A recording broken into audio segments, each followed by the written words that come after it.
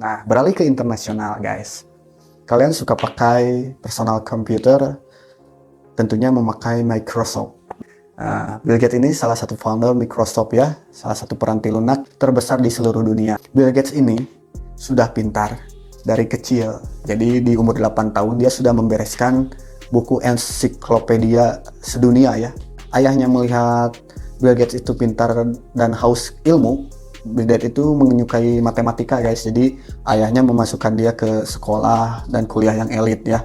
Kalau cerita Bill Gates ini menjadi sukses karena dari kecilnya Bill Gates itu sudah sangat pintar. Tapi di buku ini menjelaskan bahwa seseorang itu bisa sukses bukan hanya pintar guys, bukan hanya pintar, bukan dilihat dari fisiknya, karena sukses itu bisa diraih dengan kerja keras, sabar, pantang menyerah, berinovasi, dan bisa menjadi diri sendiri.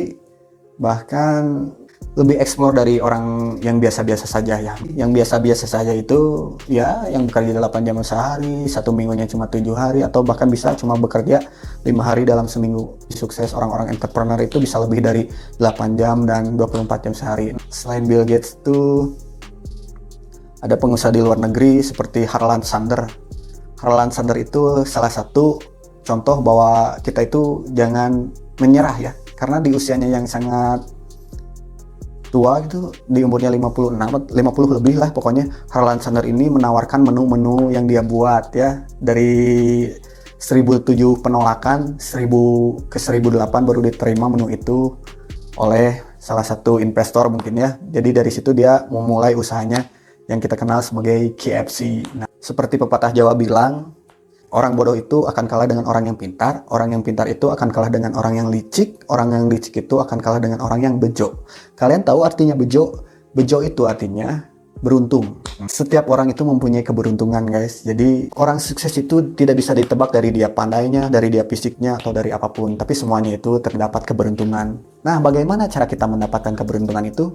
Balik lagi ke yang tadi, kita itu harus sabar, pantang menyerah, konsisten, berinovasi, dan tentunya ada satu hal yang paling sakral guys. Kita harus mengenal diri kita sendiri dan kita harus mengenal siapa pencipta kita, yaitu Tuhan.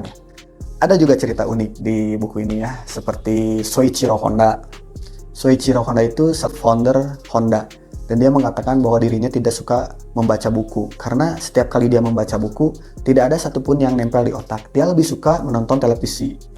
Orang-orang itu beda-beda pintarnya ya, ada yang dari membaca, ada yang dari visual, suka menonton TV, karena otak orang itu dibagi 3, ada yang suka visual, ada yang suka audio, ada yang suka kinetik guys, yang saya baca di salah satu buku juga ya. Jadi ada hal cerita menarik, seorang murid yang berkata kepada gurunya seperti ini, "Pak, saya ingin dong sukses menjadi orang yang masuk TV." Salahnya seorang guru itu langsung menjudge ke orang itu karena fisik. Dia tidak mempunyai fisik yang good looking ya, karena dia turunan negro. Lalu guru itu bilang, "Sampai kapanpun kamu tidak bisa menjadi artis seorang TV." Wah, karena gak enak, dibully ya, karena merasa sakit hati, akhirnya dia terus mempelajari bagaimana caranya dia bisa masuk TV. Dan suatu hari, dia akhirnya berhasil menembus menjadi seorang aktor di salah satu televisi itu. Lalu dia teringat sama kata-kata gurunya. Apa yang dilakukan sama murid itu kepada gurunya? Tahu nggak? Setiap tahun si murid itu selalu memberikan TV baru kepada gurunya sebagai hadiah mungkinnya, dan sebagai pelajaran bahwa seseorang sukses itu tidak dilihat dari kepintarannya, kebodohannya, atau good lookingnya. Selatan berisik, semakin berisik, semakin asik.